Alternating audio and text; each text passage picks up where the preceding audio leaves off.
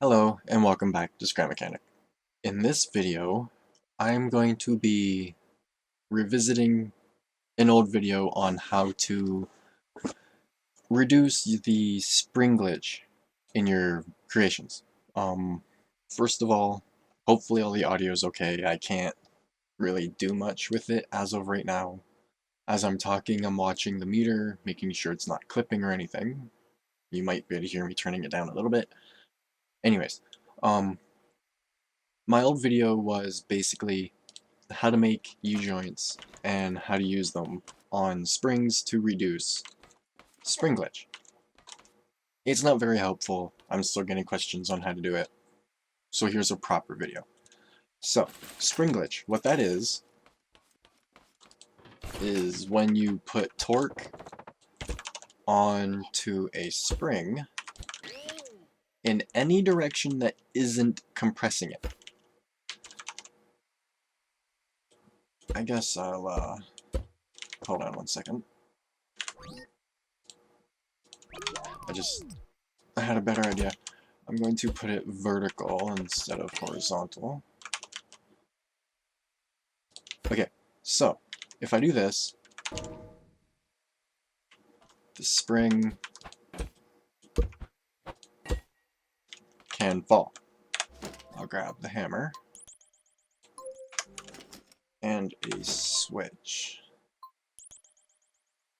Actually, I'm going to use the engine instead. A seat and the engine. Okay, so as you can see, it moves fine, and then it'll fall over. However, if we go like this, I'm just going to put it on one side for an example, then go like this, it's not going to work because I'm using an engine and not a motor. Okay. I forgot you needed to use motors. Or works best with them at least. Okay.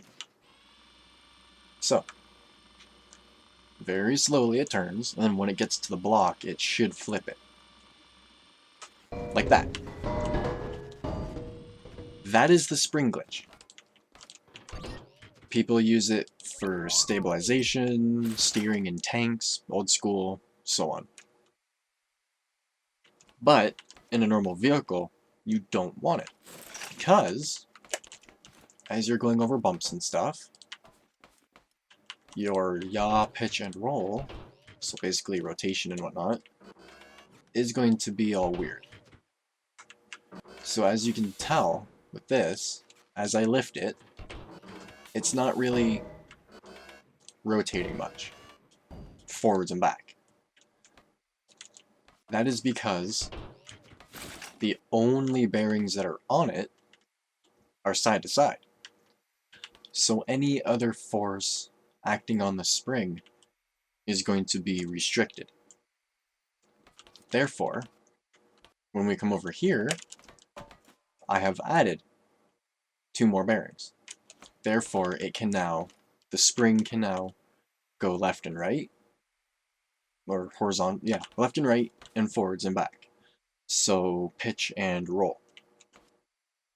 No, pitch and yaw. Roll and yaw. Oh my god, roll and yaw, not pitch. So, therefore, if I go like this, it'll roll fine, and it'll roll fine that way, or pitch. But when you're turning, there is still going to be a slight resistance, especially as your suspension cycles.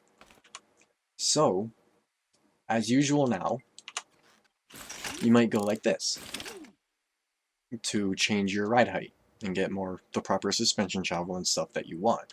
However, now it's not going to turn properly, like pitch, yaw, anything, because the bearings are now in between different axes. So as you can see, as I lift it, it's now kind of being weird. And then it slowly goes back down. Now, with this, I went a little overboard. I go over to this truck really quick. Here you can see... Oh, I didn't do it on this. Okay. Anyways, normally nowadays I'd put a bearing here, and another one here. Like on this, these two blue ones here and here, they are invisible. On either side of this pipe, there's a bearing. If I go like that, you can kind of see it. So if you do that on the bottom, to do it simply, what you can do is have your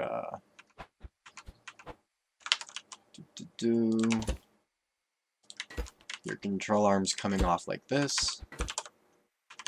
Okay, so what you do is you put that, a pipe, another bearing with a plate, and then a plate on top to make it flat.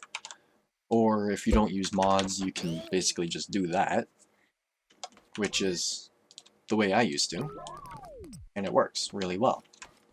The back isn't quite like that. This is modded. This is without mods. So you can see I have issues with this. There's lots of bearings missing. There should be one there, another one on top. Same here. However, I loaded this because somehow it has minimal glitch, which is surprising. It could just be the weight, I don't know. This thing, however, has it very bad, as you can tell. Side to side is fine, front to back is horrible, because it doesn't have bearings it needs. We go back to this. There's bearings here. There's 3 on top. Basically, there's a U-joint on the top and the bottom. So, do U-joint. This thing. This can rotate in any direction. So, I put one on top, one on the bottom. The spring can now do literally anything it wants. If I put that there and set it to say 15, the entire thing will turn to 15. So therefore, there is absolutely no way this spring can have a glitch. So I'll drive it. You can see turning's fine, that way's fine. Everything's fine. Yaw, pitch, and roll aren't an issue. And even just like normal front-wheel drive cars, it lifts the back wheel going around corners. So then once you do this, you can move into camber and stuff. But the point in this video is the springs. So now, I will kind of, I guess, show how to do that. What is this? Oh, piggyback. That's cool. I'll use this to show. I forgot about this. So anyways, what you want to do is take a U-joint of any kind, take your spring, and another U-joint. This one I managed to get to weld together, and then I was just having ideas for different designs. But, basically, my mind's going everywhere. This is probably confusing as ever. But, think of it like this. In a 3D space, you have 3 directions. X, Y, and Z. The spring needs to move on each direction, without limit. If it can, you'll have no glitch. If it can't, you'll have the glitch. So I guess 3 bearings on the top, 3 on the bottom, and you should be good.